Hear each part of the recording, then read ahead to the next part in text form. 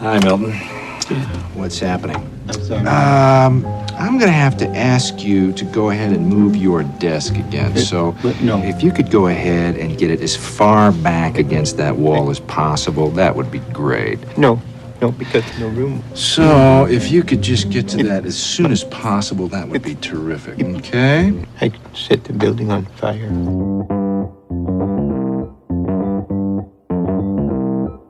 Live from Joe's mom's basement, it's the Stacking Benjamin Show.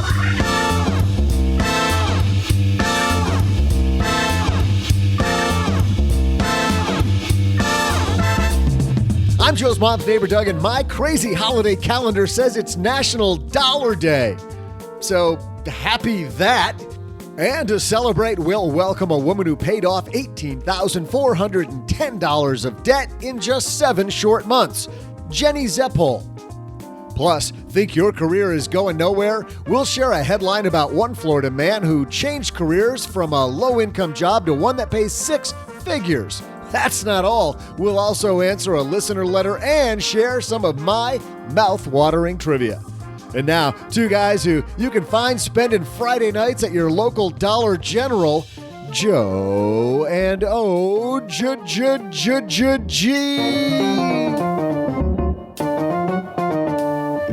Because Coca-Cola always is better when it's in the Dollar General store. When was the last time you got a bottle of Coke? You know what I mean? Like an actual, like a bottle, glass bottle. The only time I ever get a Coca-Cola anywhere is when we go see a movie. And I have no idea why I still get one there. It's like it's you know, before the film, they always say, nothing goes better at Cinemark than popcorn and a Coca-Cola. Apparently, I buy it because it's the only place I drink it. I drink cherry Coke there. Yep. Yeah. It's the only place I'll drink a regular Coke. Hey, everybody. Welcome to the Movie Theater Concession Stand podcast. I'm Joe Saul-Sehy, the place where we help you reduce your concession stand bill to only $140 when you go there. I know. I think about it. Oh, $11 for a popcorn and a Coke. Dream. On the way there, do you think on the way there, like, okay, be strong. You just had lunch. You don't need popcorn. You don't need a Coke. Just get your ticket and go right to the movie theater. And then you're like, and detour. And not only do you get like the large popcorn and the large Coke, but then you also get like the bag of Reese's Pieces, you know, just in case. I don't do any of that stuff, but I do have the silly bucket. So it only, you know, the refillable bucket they give you at the start of the year. You bring your own refillable bucket? Well, yeah, they give you the bucket, and then it only costs like $49.95 for your popcorn if you get it in the just bucket. leave it in your trunk in between movie runs. That's all I do. Yeah. Just shake it out. And I've got rinse it out in the drinking fountain. Dude, wait, I totally have Cheryl and I share the refillable plastic cup. So, yeah. It's like kind of being frugal, but not. But nowhere near frugal at the same time. But if you are frugal, you know what you should be frugal about, OG? You should be frugal about those things you use at the bank every stinking day. You know, like your checking account, your savings account, those credit cards that come out of your wallet, only if you pay them off every month. And the best place to shop for that stuff, magnifymoney.com. If you use our link, stackingbenjamins.com/magnifymoney, they know that we sent you to the place that has more of those financial products you use every day than any other place on the internet. stackingbenjamins.com/magnifymoney. Why pay fees for your checking account when there's plenty of places online that you don't have to do that? Why get 0% on your savings when you could have 2% or more on savings using Magnify Money? Why only have 1% cashback rewards when Nick at Magnify Money and Mandy at Magnify Money tell you over and over that you can get 2%? stackingbenjamins.com/magnify money for more. And thanks to RX Bars for supporting Stacking Benjamins. RX Bars, a protein bar made with 100% whole ingredients and no BS. You know what BS is short for? Bad stuff. Bad stuff, yes. Yes, no bad stuff like added sugar, artificial colors, artificial flavors, preservatives, or fillers. Made with 100% whole ingredients.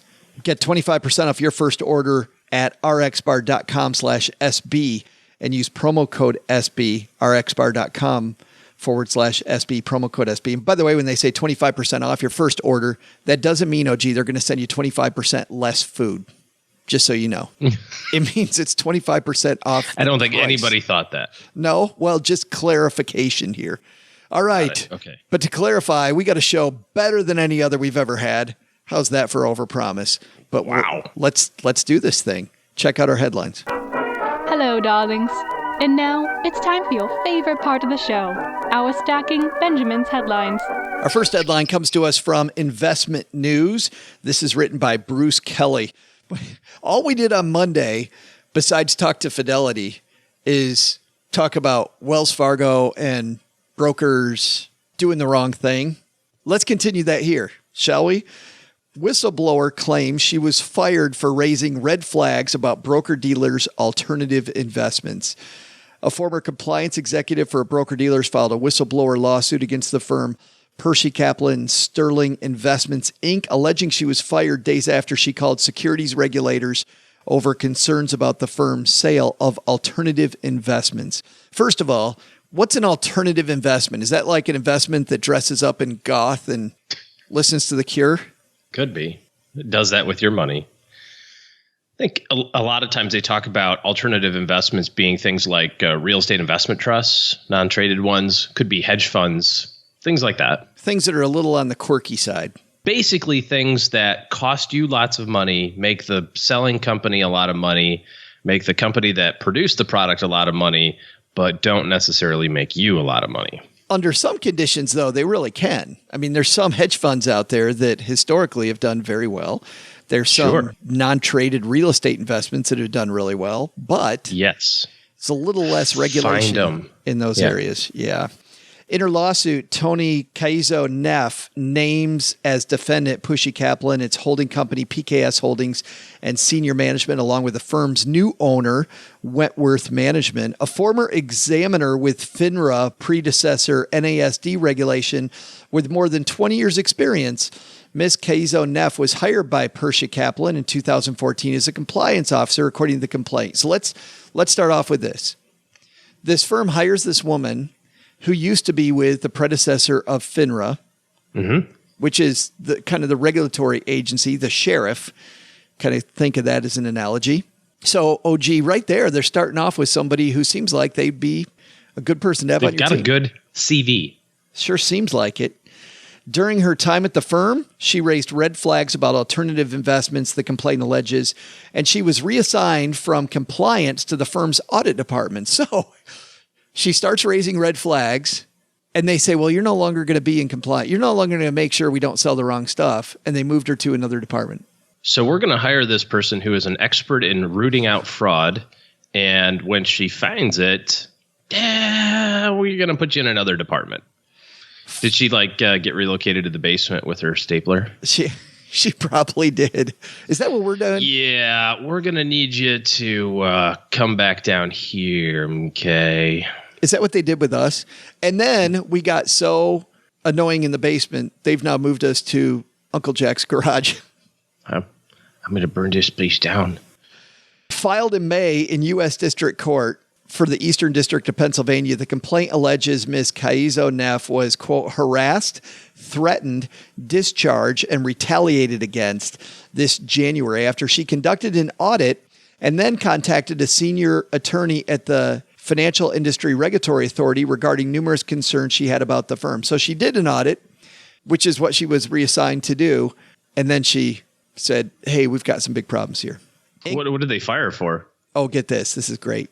In conducting the internal audit, the complaint states she'd uncovered numerous violations of various rules and regulations, including but not limited to execution of selling agreements before conducting due diligence, a pattern of quid pro quo with regard to new product approvals, failure to follow internal procedures, self-dealing, suitability, and best execution concerns, and failure to supervise. She was fired a few days after a call to FINRA, according to the complaint. So she complains to them, to the regulators.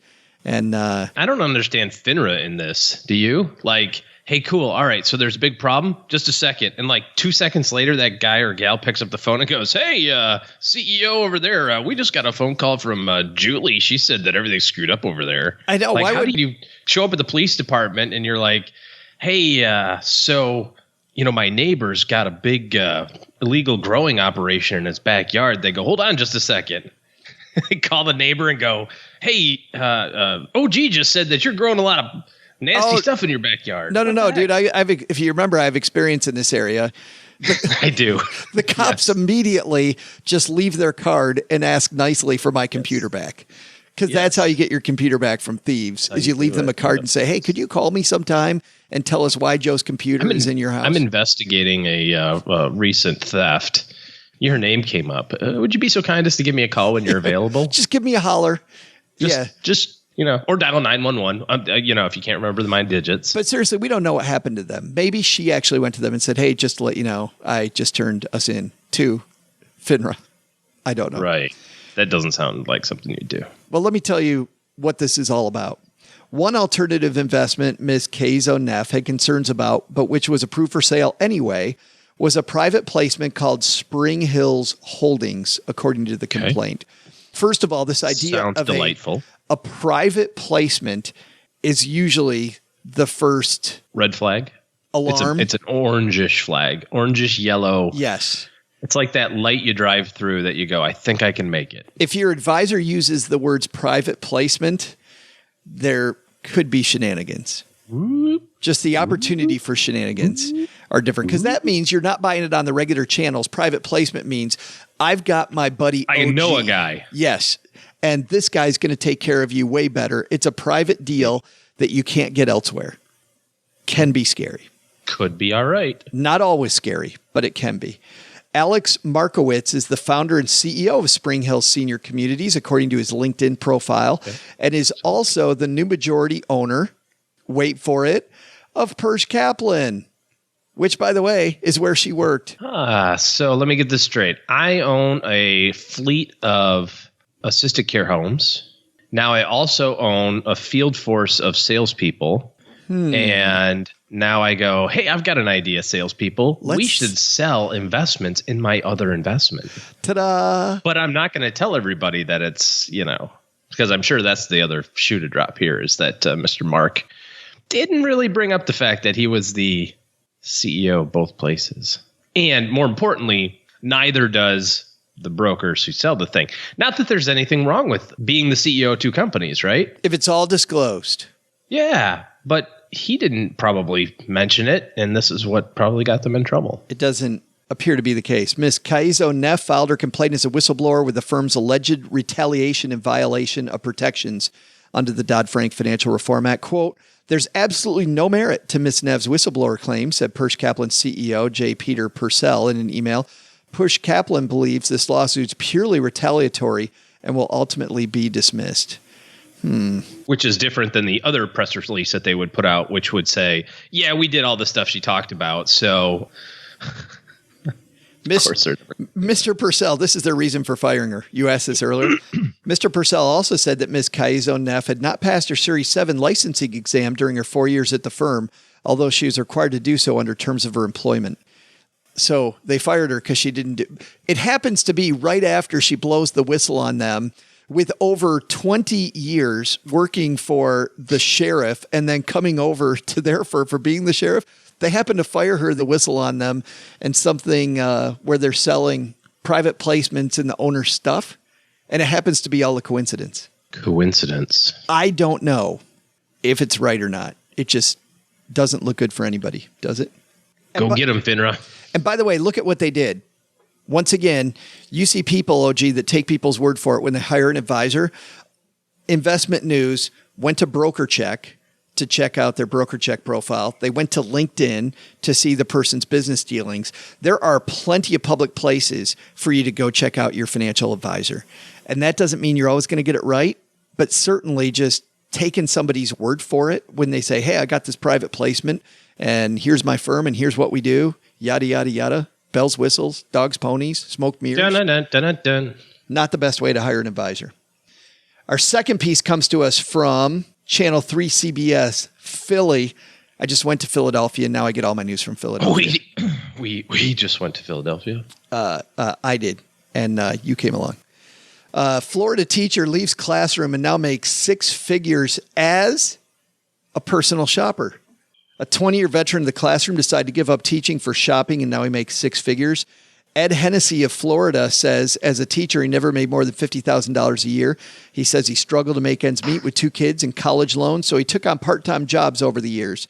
It was his part-time work as a personal shopper that became a lucrative business. Quote, it's so relaxing. I get to go out. I'm outside all the time. I see people, and I'm my own boss. I am who I want to be, said Hennessy. While he said it was scary to leave his education career behind, the 45-year-old knew it was the right decision. Instead of the classroom, now he spends time in grocery stores and making deliveries, personal shopping, making six figures. The point I wanted to make on this, OG, is plenty of people out there. We're about to hear this from Jenni. Plenty of people out there worrying about all the debt they have. And look at what he did. He started off doing part-time jobs on top of the teaching that he was doing to make extra money. So in other words, if you work a 9 to 5 and that's all you're doing and you got a bunch of debt, got to ask yourself, what am I doing with the rest of my time? And then number two, once he did a few of those part-time jobs, he figures out one of them's a better career for him. And now he's doing exactly what he loves while he gets to, quote, play test it while he's paying down his debt. Well, there's always two sides of the income statement, and we focus a ton on the expense side of things. And other media personalities will tell you to eat rice and beans and really kind of crimp your lifestyle. But the other side of it is the income side. And we can spend as much time focusing on that side of things as we do the expense side. And you end up with a double whammy. You have your income increasing and your expenses decreasing, and you're multiplying the effect of that. And you can only do so much shrinking the size of your budget. You have blue sky opportunity when it comes to your income. Unlimited. I think that's lesson number one. Lesson number two is just meeting with financial advisors that have private placements and nodding and signing forms. You might need to do a little more due diligence. Got to do your own DIY diligence.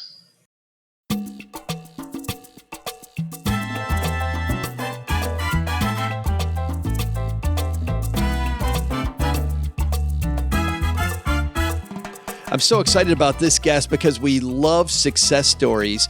Over $18,000 in debt, paid off way faster, OG, than she thought she was going to do it. She did it in about 7 months. If you ever wondered about sharing your success stories in forums online, I met Jenni Zepol when she was high-fiving people in Paula Pants Afford Anything Facebook group, and we asked her to come down and share her story with us. So let's say hello to our new friend Jenni Zepol on My Dad's Shortwave. And on My Dad's Shortwave, it's our new BFF, Jenni Zepol. How are you? I'm doing great, Joe. Thanks for calling. Well, I'm so excited because you've got a kick-ass milestone to share. Tell everybody what you did. Yes, it's been a great year so far. I've paid off $18,410 since the first week of January of this year. Just threw it all at my student loans. I had about 4 of them, and I did that in 7 months. That is so incredible. What was it? Did you have a New Year's resolution? Yes, somewhat. So at the beginning of the year, I was daydreaming about, buying a home eventually and trying to figure out how I could do that. I had only about $5,000 in savings. It was my first savings. I just had a really big wake-up call where I realized that I needed to do something differently with my life and not just dream about purchasing a home and acquiring more debt without being financially stable. Was there a reason, though, Jenni, for that wake-up call? Because a lot of people we talk to, they just get to the point, like I did, where I'm just like, I can't live this way anymore. I remember exactly where I was when I'm like, are you kidding me? This has all got to change. Right. Well, my student loans had actually just got out of some sort of graduation repayment plan several months before. So they pretty much doubled monthly. So that was a little bit frightening. My girlfriend actually had just found out about Dave Ramsey and started sending me a bunch of his videos. And I saw these young couples paying off their student loans, paying off their homes. And I didn't even realize there was this community out there. And it just really woke me up that hey, I don't want to work till I'm 65 or older. I need to take control of my finances. So that's pretty much how it started for me. I love that idea because I never wanted to run a marathon. And then we moved to Texarkana and I became friends with these people that ran marathons. And now I've run 12. I mean, it sounds, it sounds almost the same for you. You all of a sudden, you're introduced to this community of people who are aggressively paying off debt. And now you have too. Yes, exactly. So let's go through how you did it then. Did you follow Dave Ramsey's baby steps? Walk me through what you did. Yes. Well, I had already had about $5,000 in savings, so I automatically had my $1,000 of emergency fund Cool. already set up. So at that point, I just started working as many hours as I possibly could at work and took advantage of 6-day pay, double time pay. I think at one point I had worked 26 days in a row. Holy cow. Yeah, so I was just really motivated. And about 3 months in, around March or April, my original goal was to pay it off by the end of the year and be debt-free by 2019. I was making bigger payments than I had anticipated, so I changed my goal pretty quickly to Halloween time. And then I really decided to challenge myself and said, hey, I want to be debt-free by my 36th birthday, which is this Monday. So I really challenged myself, and I decided to look at my spending habits, which I hadn't really done. So I quickly added up that I was making bad decisions with coffee spending and Lyft rides or Uber rides. So coffee, about how much were you spending on coffee? Were they like Starbucks trips? Is that what you're talking about? Yeah, exactly. So it was about $70 or so a month. With car ride sharing, Lyft and Uber, I was spending about $100 a month. So I cut that out and I just started riding my bike to and from work, which is a little bit about 1.5 miles from my home. So that helped instantly. I also, because my girlfriend was so supportive and cheering me on, we decided to cut back on our groceries. So I ended up spending about $25 a week. Wait a minute, $25 a week was your entire grocery budget? For myself and her, so it was $50 total. And yeah, so that might seem very, very difficult for most people, but we have been vegan for a couple of years. So it was really just focusing on buying whole foods, fruits and vegetables and grains. So it was really easy for us. But yes, and we're still doing that now. We're going to continue with that budget because it's worked out so great. And, you know, it's really just made me be more intentional with my spending, which I hadn't really thought about it that way at the beginning of the year. And now it's a whole new ballpark here, you know. We also did a family plan. So we cut our cable and Wi-Fi at home, and that saved us an additional $100 per month or so. So it was just some changes that I really looked at. That's cool. I want to ask you a couple questions about what you said. First of all, on the Lyft rides and riding your bike, I really like that, partly because of the fact that it's also healthier. It's not a long workout going 1.5 miles, but I bet by the time you get there, the motor's running. Yes, absolutely. And it just made me feel ready to go out there and just be motivated, which I really, really liked. And you know, I had gotten a little bit lazy with the Lyft rides because work is so close and, I didn't give myself enough time to get to work, but it was adding up to a lot that I really didn't need to be spending on. So yeah, and I'm also thinking that 1.5 miles to work, the difference in time between riding your bike and taking the Lyft after you wait for it to get there ain't that long. Right.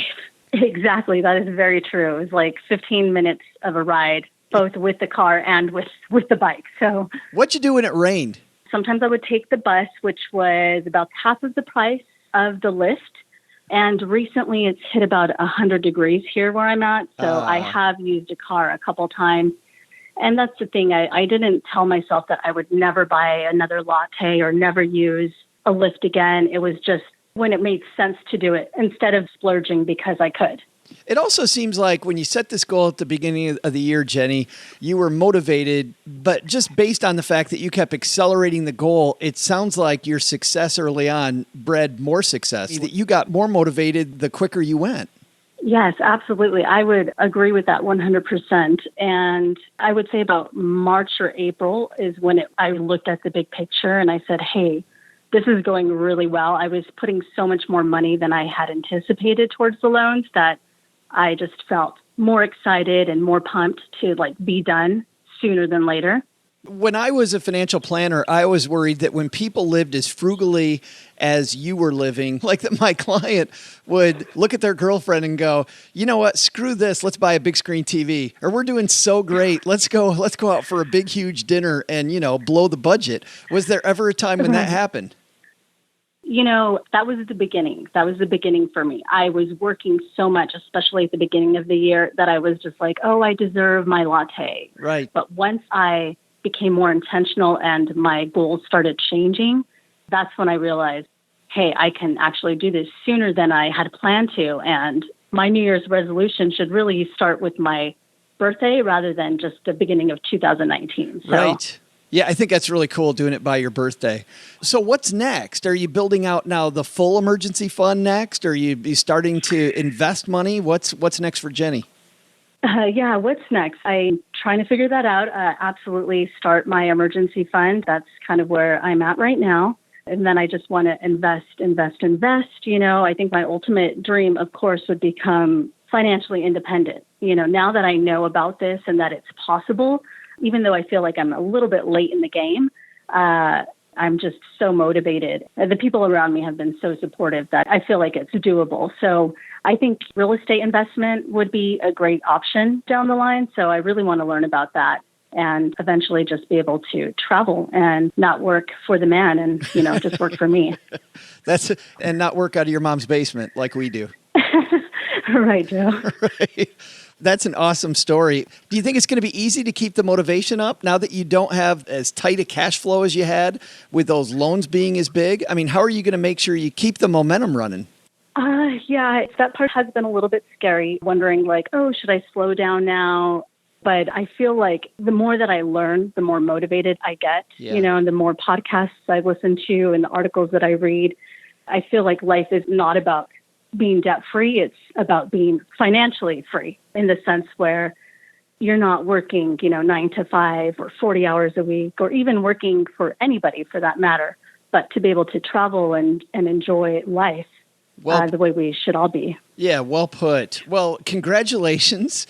That is such an awesome success story, and I'm so glad you shared it with us. Thank you so much, Joe. I really appreciate it.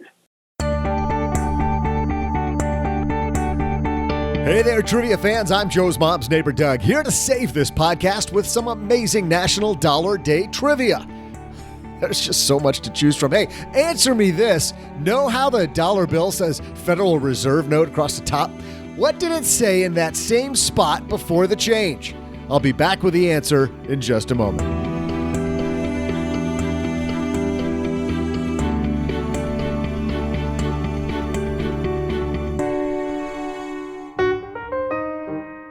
Big thanks to RX Bar for supporting Stacky Benjamins. RX Bar, if you have never come across it, it's a protein bar made with 100% whole ingredients and no BS.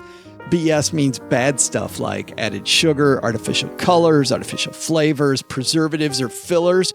Made with 100% whole ingredients, just a simple few clean things where every ingredient serves a purpose, like the egg whites for protein, dates bind it together, nuts for texture, and other delicious ingredients like unsweetened chocolate, real fruit, and spices like sea salt or cinnamon. RX bars are gluten-free, soy-free, dairy-free, no added sugar, no added colors, artificial flavors, preservatives, or fillers. They come in 14 delicious flavor varieties. I like favor varieties, but I also like flavor varieties, such as chocolate or fruit flavors. I think the blueberry is my favorite right now. There's an RX bar for you. Real food ingredients that actually taste good, so you can taste the cocoa, the real fruit, the spices like sea salt. They're ideal for breakfast on the go, snack in the office to push you through your 3 p.m. slump. I did that yesterday. Throwing one in your bag for the plane ride, did that on our way to Philly. Tossing it in your backpack for a bike ride or a hike, did it on my bike ride last weekend. Pre or post workout snack. I do that on the weekends also for our long runs. Get 25% off your first order. That's 25% off your first order. Head to rxbar.com/SB and use promo code SB at checkout. That's rxbar.com/SB, promo code SB. And you know what time it is? It's time when we head to, and you'll hear me typing here, stackingbenjamins.com/magnify money, because if you're somebody that just uses an old school brick and mortar bank, what are you thinking? You walk into your bank and just say, what do you got? Well, you know what you got? You got a lot less than you can get if you head to Magnify Money, because they make it easy to compare, ditch, switch, and save. When it comes to everything, checking accounts, savings accounts, link checking and savings, CD rates, auto loans, small business loans, private student loans, credit monitoring, identity theft, cashback rewards, balance transfers, 0% interest credit cards, low interest credit cards, secured cards. I'll tell you what, when my kids started out, I sent them to Magnify Money. They applied for cards, and now they're out of college. They have great credit. And you know what? By hooking up some great rewards cards with Debitize, which is a whole different app, I found that using Magnify Money to hook them up with the best stuff, and then Debitize, bam, they ended up paying their bills on time in full every month. Now they have fantastic credit and they get the maximum rewards possible. It's fantastic. Either that or you can live an all cash lifestyle. And I like both of those. But listen, if you're going to pay your bills on time, why not take advantage of the rewards that are out there? So today, like we do once a week, let's take a look and see what interest rates we have on savings accounts. And I just let it go ahead and default to the 11,000. We're still at 2.05 for Salem 5 Direct like we were last week. And if you remember, there's a fine print score and Salem 5 gets a B. Only 1 penny is the minimum deposit. That's awesome. 8 people reviewed their experience. And just below that, at 2%, Poplar Direct. Their fine print is way too complex. It gets an F. Plus, you've got a $5,000 minimum deposit. PurePoint Financial, a C on their fine print, $10,000 minimum deposit. They only pay 1.9. Only 1.9, third best on here. But then they go down 1.85 for Synchrony. That's up. And also FNBO Direct. They get A's on their fine print scores and have a 0 or 1 penny minimum deposit. At 1.81, SFGI Direct Savings. And also at 1.81, online savings from Mutual One Bank. Ally Bank is 1.80, Dollar Savings Direct 1.80, Marcus by Goldman Sachs 1.80, and then at 1.75, we've got Sallie Mae, American Express, Alliant, Discover, Quorum. See how easy that was? And all paying better than you're getting paid at your brick and mortar bank. Just one of the ways Magnify Money can help you compare, ditch, switch, and save. Head to StackyBenjamins.com/Magnify Money. That tells them that we sent you. You help yourself and help the show at the same time.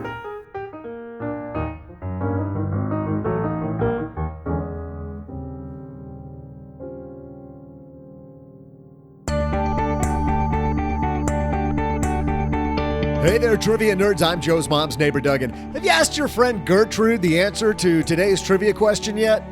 Well, I asked my friend Gertrude. Who am I kidding? Gertrude actually came up with this question, which was this. Where a dollar bill now says Federal Reserve note across the top, what did it say previously in that same spot? The dollar bill used to be a silver certificate note. And to denote that, bills actually said silver certificate note right across the top. Get it wrong? Well, the silver lining to this trivia question is this. Now you know the rest of the story. Hey, I think I just coined a new catchphrase. I like it. See ya! Thanks to Jenni for spending some time with us. I think the key takeaway there, OG, is this. She just got rolling at the start of the year. The excitement built from her early wins. So by just getting started, like win on top of win, and she got more motivated and realized she could do it faster. I find the same thing with working out. If I just get myself out there on a morning run, I run once, then I plan to run the next day. After a couple weeks, now I built up some momentum. I sign up for a couple races. All of a sudden, I'm running marathons. I found that recently over the spring. I was trying to get in shape for a after-school activity that I was trying to get better at. And once I checked that box, I got promoted, I guess you could say. My motivation level for doing all of the things that got me to where I was, like immediately went, yeah, I don't have to do that anymore. And now the summer's gone by and I'm like, dang it, I should have kept going at that because I'd be way better. Now I got to start all over again. Yeah. And find a new goal to work on. So it's just like anything. If you have hey, I want to pay off $5,000 or I want to make another $5,000, as you're approaching that goal, get ready for the next goal. Start thinking about the next thing, because if you don't, what's the motivation to keep going? Absolutely. Hey, Doug just brought down the mail. Today's letter comes to us from our friend Clayton. Clayton says, I'm 33, new to the game of investing. Due to my profession, I'll be retiring from work at about age of 54 with a pension, which I'll lowball at $75,000 a year if I retire within my current career. Aside from a work retirement account, which is of the hands-off approach, I'm looking to get into the more hands-on style of retirement. I plan on opening a Roth IRA. What do you believe is a better, quote, backbone for the account, a mutual fund or an ETF? I understand a mutual fund will have higher fees and costs more in the long run, but comes with active management, which might prove nice during the next dip in the economy. But for this account, I'm looking for good security with an option for growth, obviously. Thanks, Clayton. Good question, Clayton. Mutual funds versus ETFs. And I think I've got some comments about the first part of that too. Yeah. Effectively, what you're asking is what's better, dinner or food? And I get that there's nuances to that. And this is what you're going to say. You're going to go, hold on a second. There's a whole lot of all of that is true. But how do you know what I'm going to say? Because I've been doing this shit with you for a long time. I don't know what I'm going to say. I wasn't going to say any of that, but continue. Okay. Yeah, well, now you're going to change your mind. Because continue, Nostradamus. Who knows exactly what's coming next? So there's no right or wrong answer to that, because you can find expensive ETFs and you can find inexpensive ETFs. You can find expensive mutual funds and inexpensive mutual funds. You can have passive mutual funds and actively traded mutual funds, and the same thing for ETFs. What you're looking for, I think, is a broad-based asset allocation type fund. You might think like a total market fund or something like that to get started. But the biggest thing is the getting started part. Don't let the decision of, well, I don't know exactly how to diversify this, or I don't know what I want to do from a mutual fund or ETF standpoint, or should I use iShares or Vanguard, or should I, have my account at Fidelity or Schwab? All of those are restrictions that people put up in their mind that are unnecessary restrictions. Open the account, put the money in, buy something, don't touch it for 30 years. To next year, when you put your next $5,500 in, if you're bored and you want to find a new place to put that $5,500, do something different with that one. But don't wait on this one, like we were talking about just a few minutes ago. Get that snowball going. When we started this podcast, we waited a year because I was worried about, and you were worried about, the technology, how to get stuff uploaded. Like, how do you make it so everybody knows about it? We just put it aside. And then we went out and we bought what we thought were the best microphones. By the way, all wrong, if you remember. I was even talking into the wrong part of the microphone. I found out later. Couldn't figure out how come the volume on this damn microphone wouldn't get higher. We did it all wrong. Yet, if I had anything to take back, it wouldn't have been more research and getting the right microphone. It would have been waiting a year. Because had we made those, quote, mistakes a year earlier, we would have been better off. And I think it's the same thing about what you're talking about, OG. Don't let all these, which one is best? Yeah. I will say this, that if your career includes the ability to do this inside a retirement plan at work, if you're going to retire at 54 and you're separating from service forever, you only have 1 year until you can get the money in that tax shelter, as long as you leave it there and don't roll it over to an IRA. So I like looking at that tax shelter for the vast majority of your money, pump money in through work. Plus, it's easier there because it's payroll deduct. You won't even see the cash. So do it right in your payroll if that exists. I want to say something else, though. Clayton has a pension available. He's going to have some pension options that he has to figure out. So I would spend some time ahead of time looking at how those pension options work before he... How far in advance would you start thinking about doing some pension calculations? I'd say... In what example? What are you talking about in terms of he's going to have some options? Well, if he has any beneficiary, most people say a spouse, but it could be any beneficiary that wants to live off his money. He can get 100% of his pension amount, that $75,000 he's talking about, or he could get, let's say, $68,000, and then his spouse, if he passes away, or his beneficiary, if he passes away, might get 50% of that for the rest of their life if they outlive him, or 75%, let's say. So there's lots of different options by which... Claiming options in terms of what kind of money he can get out of it and who else he can benefit along the way. Yeah, he can decide maybe a spouse still gets some money, but he's got to give something up to do that. And I might do that 5 years before for the hard, fast options. But right now, while he's 20 years away, I would start factoring in what does that goal look like in general? Like, how much money do I think I want to live in if I live my lifestyle I am today? Run that number out through his lifetime, figure out how much that pension's going to cover so that he can then fill in. Because if he thinks it's $75,000 OG and it ends up being $68,000 because he takes one of these other lifetime options that he didn't realize were coming, he's going to have less money covered than he thought he was. Well, and there's other things that may come up too, depending on the line of work that Clayton's in.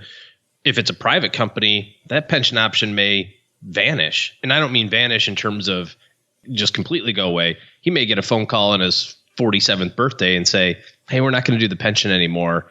We're going to give you a check instead. Here's a check for $1.3 million. That could be an option. Which is another reason to get a little more comfortable with investing right now. Sure. And a lot of times when people look at that, I mean, in my experience, I don't know what yours has been. I think that probably 60 or 70% of the people prefer to take the lump sum for whatever reason. It just kind of feels like it's more in control. And now all of a sudden, you're building up this investment account outside of your pension and you get to retirement and now you have another $2 million. But that comes at a cost, to your point. You could also think about what happens with your pension throughout time. Early retirement at 54, the one thing that we do know is that milk, bread, cheese, gasoline, travel, all that sort of stuff is going to get more expensive as time goes on. You should say #spoiler. Yeah, right. But if your pension is not structured in a way to increase with inflation, that $75,000 becomes less and less valuable as time goes on.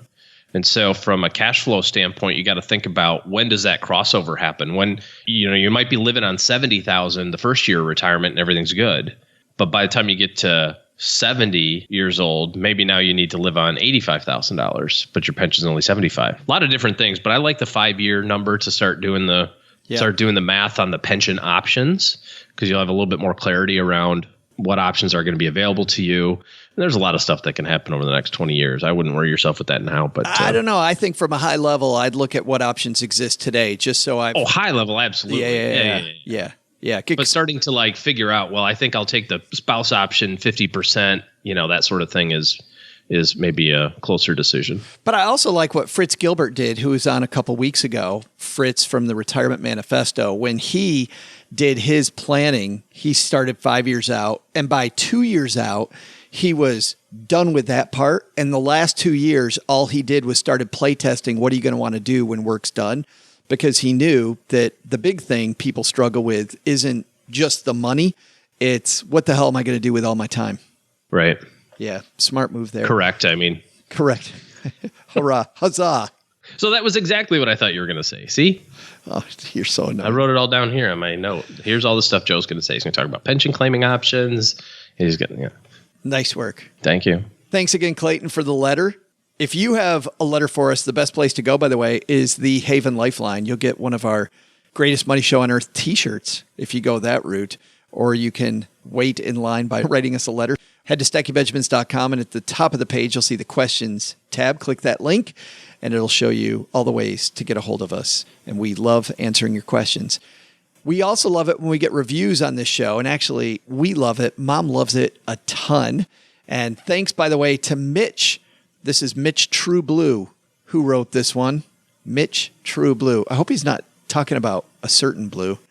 Certain kind of probably is kind of ugly color of blue. But anyway, 5 stars, and Mom's got this on. Yeah, and I like how you decide to stretch right at that moment and show me that absolutely ugly color of blue. But 5 stars, a great choice. Mom's putting this on the fridge. If you're looking for just one podcast to fill your need for general personal finance investment advice, this one is a great choice. There's a healthy mix-up of content, topics to keep things fresh, but there's also great message/theme consistency week to week to help you build a solid financial foundation without pandering to any in vogue trends or clickbaity ideas. Joe A+, OG 5 out of 5, Mom triple platinum, Doug hasn't really wowed me yet. There it is. Ouch. Burn. So awesome. Thanks for that note. And if you can leave a review wherever you listen to this here podcast, you'll warn people about what they're getting into when they listen to the Stacking Benjamin Show.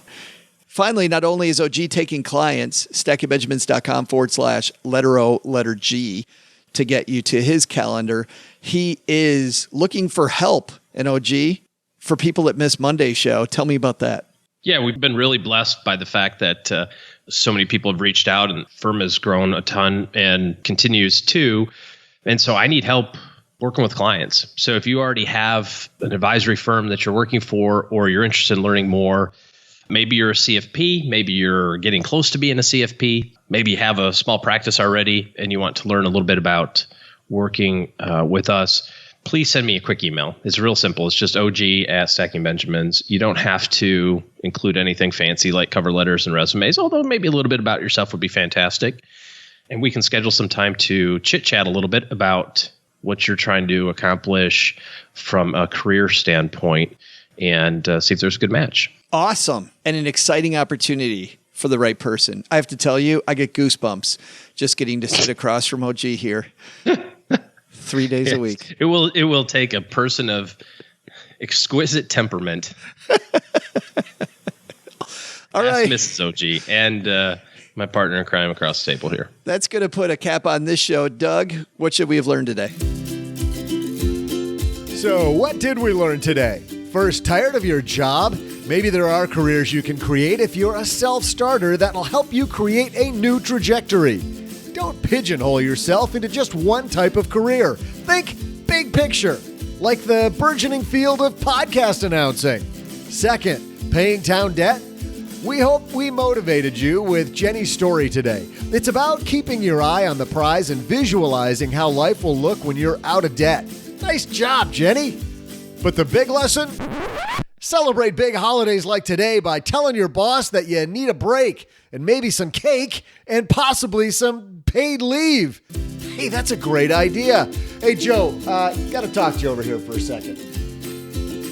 Special thanks to Jenni Zepol for sharing her personal story on today's podcast. Have a story you'd like to share? Email us at joe@stackingbenjamins.com. This show was created by Joe Salsihai, produced by Richie Rutter-Reese, and engineered by the amazing Steve Stewart.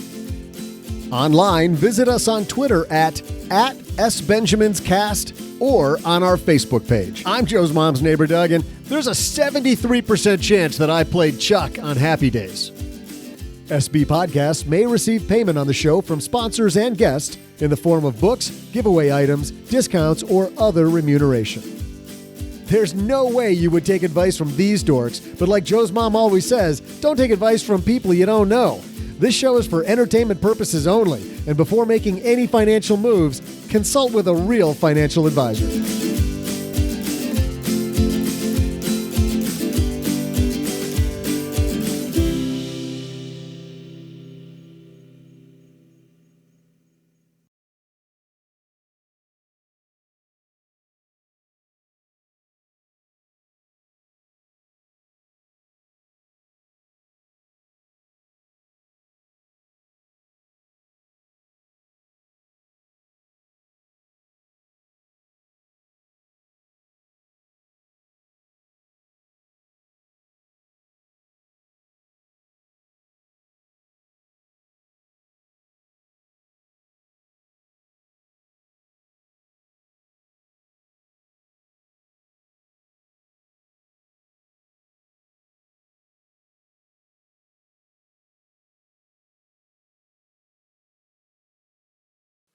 Nothing better than living above a garage. Every time Uncle Jack drives the car out. Car starts, you're like, oh man, I hope I live. Yeah. How insulated is that? I'm hoping pretty insulated. Okay. And actually, I've never been in an apartment that has squishier carpeting. For those people who don't know what we're talking about, as we move the basement to Detroit, and Mom is getting that ready for us up there. We're living in a 3-bedroom apartment. And by the way, we say that on the Money in the Morning show, OG. We haven't changed the intro. And John in the Facebook group said, well, how come you haven't changed the intro? I just think it's easier to leave it the same. Do we need for the next few months to say live from the apartment above Uncle Jack's garage while we move to the new basement from one basement to another? I think we just keep the intro the same. I think we do too. I think we just make it very easy. But I got to tell you, having most of my stuff in storage and minimizing the amount of things that we have. You met Claudia Pennington at our meetup in Philadelphia from the 2 Cup Right. House. And she's been on the show a couple times. Claudia and Garrett have moved to increasingly smaller and smaller houses. And it's funny because Cheryl and I were talking to her sister on a call while we were driving around town running errands the other day. And she said, well, is it cramped? And both of us were surprisingly said, no, it is actually really fun to have almost no responsibility. And it comes to, I just got to make sure I give this check to Uncle Jack. That's all we got to do. Once a month, everything's included besides the internet. I don't have to worry about anything about being a homeowner, OG. I remember when we moved from up north to down south, and we did the same thing. We lived in an apartment for a while. Now, we had to pay for our own internet and that sort of jazz, but I don't know that we had to pay electric or water. But anyways, it was amazing because our rent payment was actually more than our house payment was. Oh, was it really? And I was kind of stressed about that. We were moving from a kind of a lower cost area to a little bit higher cost area. But after it kind of worked the kinks out for the first month or two, we always had money left over. And I think it had to do with the fact that we were in a new place. So we weren't doing the whole like partying with friends all the time and going out. We were just kind of hanging out at home. Our refrigerator was like half the size of our other one. So you didn't feel like when you went grocery shopping, you couldn't spend $200 grocery shopping. You could only spend $100 because there wasn't enough room. And then all those other ancillary costs that are associated with being a homeowner. And it's kind of interesting because I think it was the only time that I was actually completely debt free in my life. And it was so like, yes, you didn't owe anybody any money. You could just go, I don't want to be here anymore. And you could like just pack your suitcases and off you go. That's the way I feel right now. In storage too. That's the way I feel. It's just crazy. It's just like a whole different feeling of, no mortgage payment, that sort of thing. But we did have a bad thing happen. And then I immediately went and bought a house, and not immediately, a year and a half later. And You're that was nice. You're that guy from that what was it, Capital One commercial? They're like, how do you afford all this stuff? I'm in debt up to my eyeballs. I'm indebted up to my eyeballs. With a big smile, I wear my sweater vest, mowing the grass on my riding mower. We did have one problem. 2 kids in private school and a brand new car in the richest neighborhood in town. How do you afford that? I'm in debt up to my eyeballs. My one worry, we have all the stuff that's in storage. And what's cool is it went in 2 pods to Michigan, and it's now sitting. Allegedly. It's supposedly. It's actually. Or it's on a ship to China somewhere. Just floating around. It's actually in an empty lot near 7 Mile. It's there safe and sound with a lock on it. Yes. But Cheryl was packing stuff, and she's packing stuff out of the refrigerator, and we have some cheese, and not the like Velveeta and not the pasteurized cheese, but that really foo-foo, super stinky cheese. She had that in a box along with some milk and some other things. And once the moving guys came from the pods, we couldn't find it. And we still haven't located it. Oh my gosh. So I have this. That totally is you, by the way. That is like if I could summarize Joe and Cheryl's eating plan into one, it's like coleslaw. And like it's 7 months from now, you're going to open up that thing and it's going to smell like a dead body in there. They're going to call the freaking cops. Can you already smell what my sofa is going to smell like? Can't wait to come over. It's going to be fantastic. Keep that one upstairs, not in the basement. It's all right there right now in the 85-degree Detroit heat. I was going to say, and that's climate controlled, right? It's the climate controlled storage unit where you've got your freshly grated cheese and half-gallon of open milk. It's good. It's going to be delicious. The cops are going to come ahead of time because they're going to, we have to open this as an emergency. There are smells emanating from this pod. Well, the good news is that nothing expands or contracts in heat and cold. So you don't have to worry about that. Right. Also, I'm sure that the box and the container that all that stuff in is completely sealed, 100%, won't get crushed, didn't get jostled around. No. Maybe slightly. What could possibly go wrong? Pinprick hole in your milk jug as it's dripping out. Here's what, cheese obviously what we're both hoping is there was a bunch of stuff that went out to the curb and we had to call for the special curbside pickup of all, just the junk. I'm hoping that it accidentally went in the trash, but I don't think so. It's going to be interesting. When we get there in January, it's going to be great. Opening that. Well, it'll be frozen by January. A little treasure. And then when it thaws out in your house, you'll be like, what is going on in here? Could you just run over to Kroger and get a jug of Febreze? I just feel like something's a little musty in here. And then when it heats up to that like balmy 71 degrees, delicious.